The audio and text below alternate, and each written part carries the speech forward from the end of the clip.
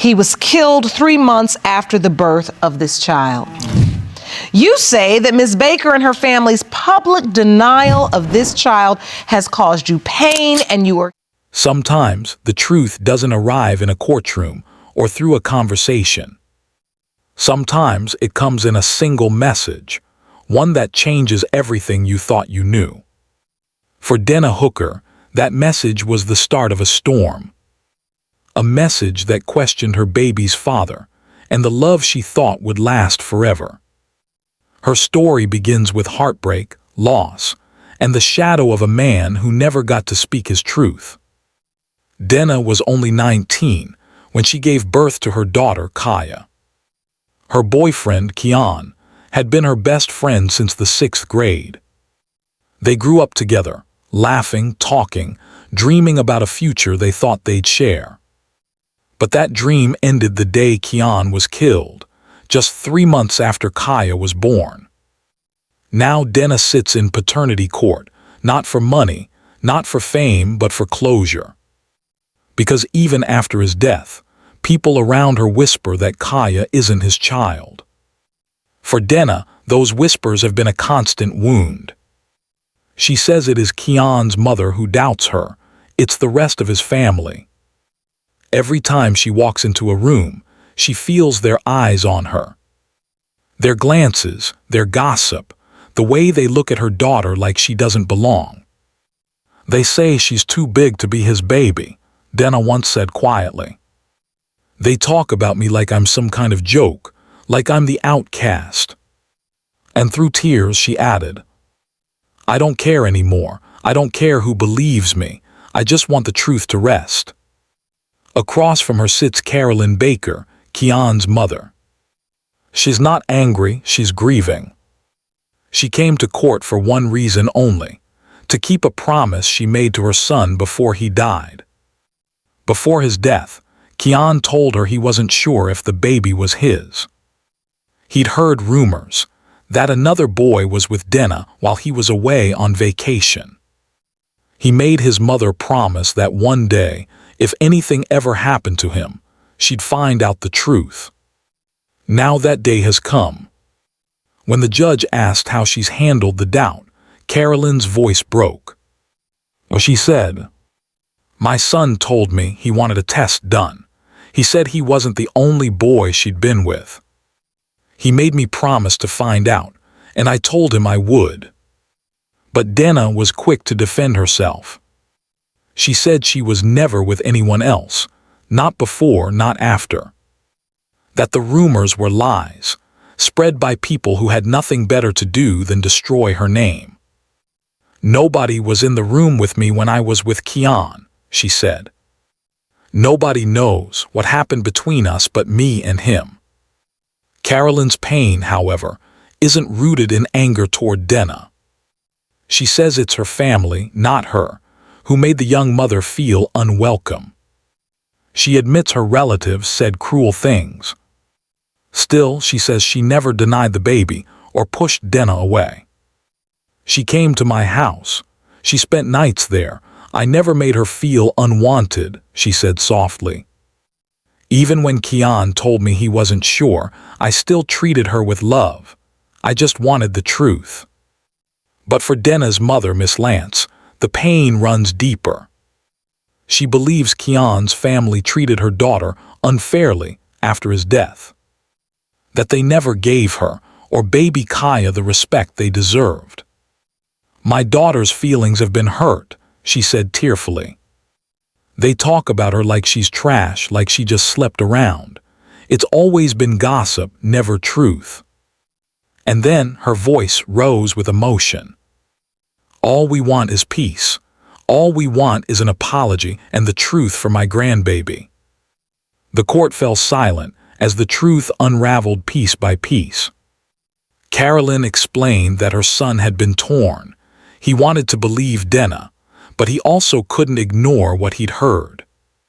She said Keon lost weight, stopped sleeping, and grew consumed by uncertainty. He was scared, she said quietly. He told me, Mama, if this baby is mine, I'm going to be there, but I just need to know. The story took another emotional turn when the conversation shifted to Kian's obituary. Denna claimed her daughter was intentionally left out, as if the family wanted to erase her child's existence. Her mother spoke up again, voice trembling. When we saw the obituary, my daughter broke down. Her baby wasn't even mentioned. It was like they erased her from Kian's life. Carolyn's sister, Miss Bland, admitted she handled the final draft and left the baby out on purpose. She said, "Yes, I left her name out. I did it because we didn't know the truth. I didn't want my mother, who already lost a child, to look at that paper every day and wonder if the baby listed was even his. I thought I was protecting her heart." The room froze in silence. Denna's mother stared in disbelief, whispering, "You don't protect people by erasing a baby." Even through the anger, Carolyn spoke gently. "If the test shows Kaya is my son's, I'll make it right," she promised. "I'll go back to that funeral home myself and have her name added. She deserves that." Her words softened the tension in the room, a small crack in the wall of grief that had divided two families. When the time finally came for the results, the weight in the air was almost unbearable. The judge opened the envelope slowly and read, "Because the father, Mr. Kian Abraham, is deceased, this test was performed using the DNA of his parents, Ms. Carolyn Baker and Mr. Abraham. When it comes to 11-month-old Kaya Abraham, the percentage of relatedness between the child and the late Mr. Kian Abraham's parents is 0%. The room gasped. Carolyn fell silent, tears streaming down her face. Denna sat frozen, her lips trembling as if the air had been knocked out of her. Her mother held her hand tightly, but no words came. Carolyn whispered, "This is why I came here. My son needed peace." But Denna's pain turned into rage. "You don't know what this feels like," she cried. "You all made me look crazy. Now you want peace. I lost the man I loved, and now you're taking his memory too." The judge intervened gently. "Miss Hooker, I know this is painful, but remember, your daughter still needs you to stand tall. You represent her now. Don't let anger speak for you." Carolyn, through tears, said softly, "I never hated her. I just wanted to know the truth. My son can rest now." And for a moment, the pain that had filled the room turned into quiet understanding. Two mothers, both broken, both grieving, united for the first time not by accusation, but by truth. Weeks later, Paternity Court received a message from Carolyn. She said she'd return to the funeral home, just as she promised, to update the obituary with Kaya's name, not as proof of blood, but as a gesture of compassion.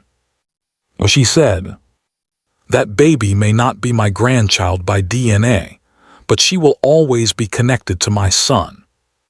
Because he loved her, and love doesn't end just because the truth hurts." The narrator's voice closes softly, the courtroom echo fading into reflection. The truth doesn't always bring joy. Sometimes it brings silence. But even in silence, there is peace. Because what we lose in doubt, we gain in clarity.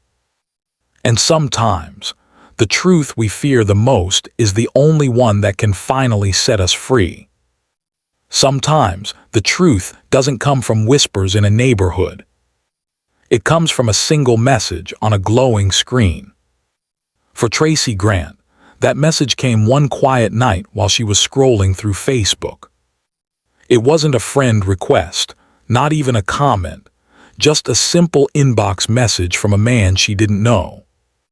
The message read, "I think I'm your real father." At first, she thought it was a cruel joke. But the more she read, the more the truth began to unfold. Tracy grew up believing her father was Mr. Richard Grant, a man who had raised her since birth. He was a kind, steady presence, the man who walked her to school, who taught her to ride a bike, who never missed a birthday. But as she got older, she began to notice things that didn't make sense.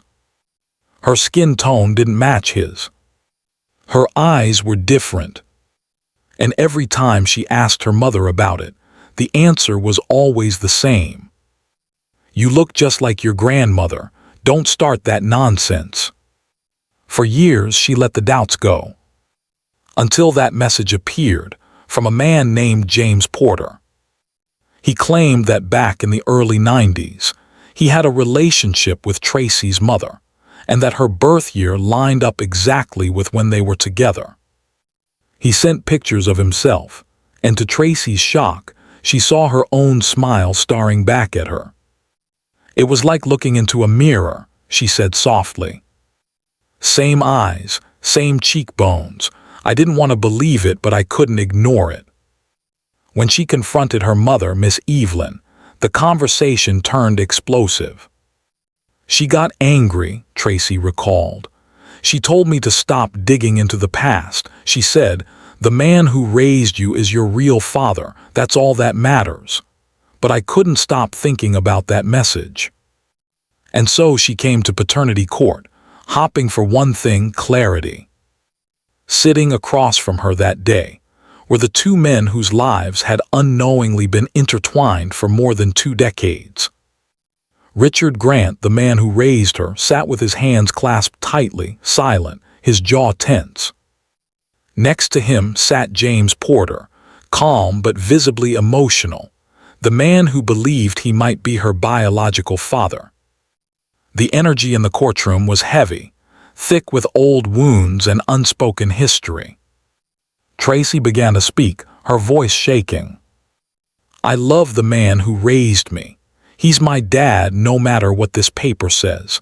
But I need to know where I come from. I deserve that truth." Mr. Grant didn't look at her. His voice was low but steady. "I've always known there was a chance she wasn't mine, but I loved her anyway. I took care of her. I gave her my name. That's what a real father does." The crowd was silent. Even the judge paused before replying softly. "That's powerful, sir. And that kind of love doesn't disappear, no matter what the results show." Then Mr. Porter spoke for the first time. He said he'd met Tracy's mother decades ago at a family cookout. They dated for several months, but he left town when she told him she was seeing someone else. "When I found out she had a baby, I asked if it was mine," he said. "She told me no, so I backed off. I didn't want to cause problems." He looked at Tracy and added quietly, "When I saw your picture on Facebook, my heart stopped. You looked like my mother. I knew then I had to reach out." Tracy's mother, Miss Evelyn, took the stand next. Her voice trembled as she began to speak. "Yes, I knew both men, but when I got pregnant, I was already living with Richard. He was there for me. He took care of me when nobody else would." The judge asked gently, "So you told him the baby was his?" Miss Evelyn nodded slowly. "I did because I needed stability. I was scared. James had moved away. I didn't think he'd care." Tracy's eyes filled with tears. "You could have told me," she whispered. "All these years, I thought I was just imagining the differences. I didn't know I was living a lie." Her mother looked at her and said softly, "You weren't living a lie, baby. You were loved. That's all that mattered to me." But Tracy shook her head. "Love doesn't erase the truth." Mr. Grant finally turned to her, his eyes red but steady. "You don't owe me anything, but I want you to know something. Whether or not that test says I'm your father, you will always be my daughter." The room went quiet. Even Miss Evelyn started crying silently. When the DNA envelope was brought in, the entire courtroom seemed to hold its breath. Tracy's hands trembled as the judge opened the paper. In the case of Grant versus Porter, when it comes to 26-year-old Tracy Grant, it has been determined by this court that Mr. James Porter is the biological father. The sound of quiet gasps filled the air. Tracy covered her face with her hands.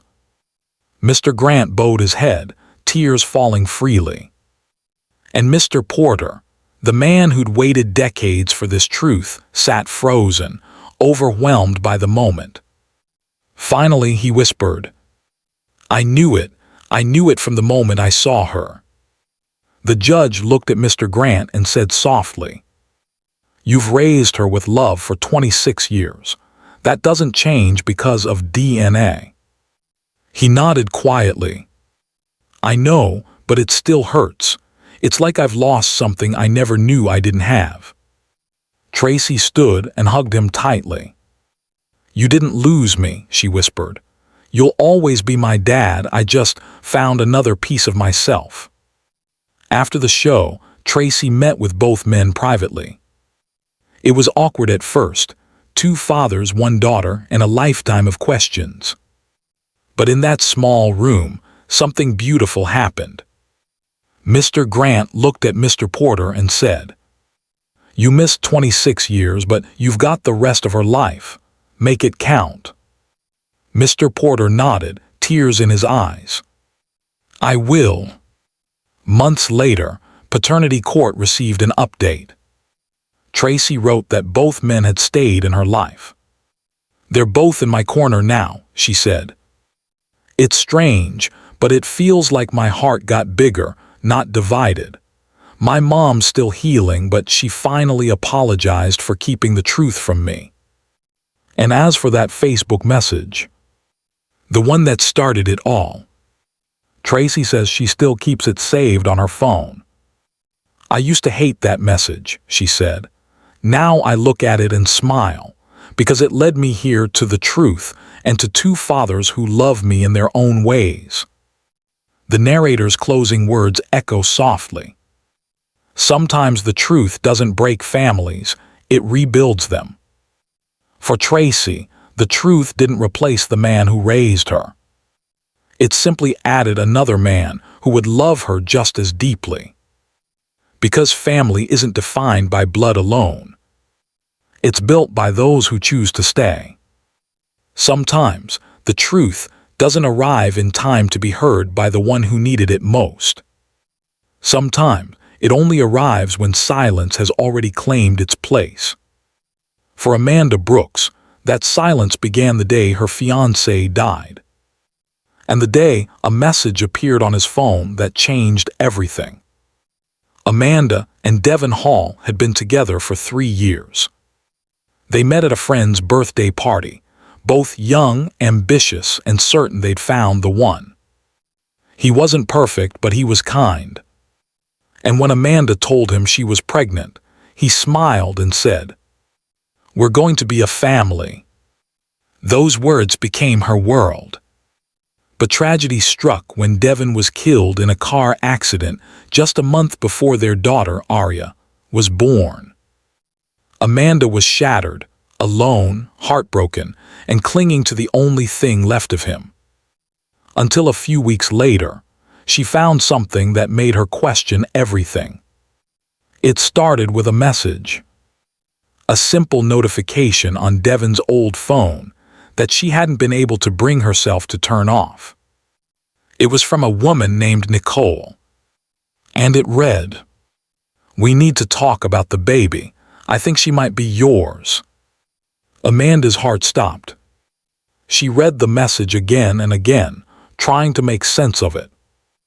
Was it a mistake, a scam, or had Devon been living a double life? She said quietly, "I didn't want to believe it. I told myself it was some kind of cruel joke, but then I started looking at my baby and I saw him less and less." Months passed. Amanda tried to push the thought away, but doubt crept into every part of her life. She started comparing baby pictures of Devon as a child and Aria now. Something didn't match. Her friends told her to let it go. Her mother told her not to dig into the past. But Amanda couldn't sleep. I kept hearing his voice in my head, she said softly. I kept wondering, did he know? Did he love me, or was I just part of his lie? So she came to paternity court. Not to accuse the dead, but to free the living. She wanted to know if Devon Hall was truly her daughter's father. And to her shock, she wasn't alone. Because Nicole, the woman from the message, was there too. Nicole was nervous but calm, carrying her own pain into the courtroom. She explained that she and Devon had been together briefly before he met Amanda. They broke up, but a few months later, she discovered she was pregnant. When I told him, he said the timing didn't make sense, she said. But when I saw pictures of Amanda's baby online, the same month, the same features, I couldn't ignore it anymore. That's why I sent the message.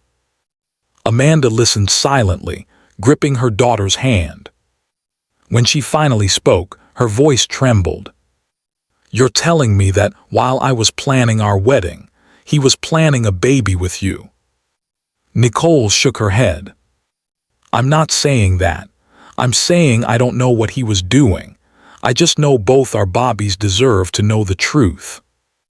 The judge ordered a DNA comparison, one that would determine if Devon Hall was the biological father of either child or both. Both mothers sat in silence as the results were read aloud. In the case of Brooks versus Hall, when it comes to 2-year-old Aria Brooks, it has been determined that the deceased, Mr. Devon Hall, cannot be excluded as the biological father. The probability of paternity is 99.99%. Amanda broke down, sobbing uncontrollably. But before she could even breathe, the judge continued reading. And in the case of Lewis versus Hall, when it comes to 3-year-old Nia Lewis, it has been determined that the deceased, Mr. Devon Hall, cannot be excluded as the biological father. The probability of paternity is 99.99%. The courtroom fell silent. 2 women. 2 Bobbies. Both belonging to the same man. Amanda sat motionless, tears streaming down her face. Nicole covered her mouth, whispering, "Oh my God." The judge's voice softened. It appears Mr. Hall fathered both children during the same period. Both of you were unaware of each other. Both of you were lied to. Amanda turned to Nicole, the woman she once thought had ruined her life, and saw, for the first time, someone just as broken as she was. They sat in silence, 2 mothers mourning the same man for 2 very different reasons. Amanda said softly, "He loved my daughter. I saw it in his eyes. But now I realize he probably said the same things to you." Nicole nodded through tears. "He did, and that's what hurts the most." Later, Amanda would say she didn't hate him. She couldn't. Because for all his mistakes, he gave her the one thing she'd always wanted, her daughter. "He may have lied," she said, "but that lie still gave me the greatest truth of my life, her." Weeks after the episode aired, producers followed up with both women. Amanda wrote, "It's strange. I used to feel like Nicole stole something from me, but now I realize we're both victims of the same lie. Our daughters are sisters. They deserve to know each other." Nicole added, "I never wanted to hurt her. I just wanted to stop living in the dark. Now our girls have each other, and that's what matters." Months later, the 2 women met again, not in court, but at a park. Their daughters, Aria and Nia, played together for the first time, 2 little girls who shared the same smile, the same laugh, and the same father they'd never meet. Amanda said quietly, When I saw them together, I stopped being angry. I realized we were connected not by betrayal, but by the truth. Nicole nodded. The truth didn't destroy us. It just showed us who we really were. The narrator's voice fades in softly as the final shots play. The two mothers pushing swings, their daughters laughing in the sunlight. The truth doesn't always fix what's broken. Sometimes it just teaches us how to live with the cracks. For Denna, it meant peace after pain. For Tracy, it meant finding her second father through a single message. And for Amanda, it meant learning that love can be real, even when the story that built it was not. Because DNA doesn't measure love. It measures truth. And truth always finds a way to be heard.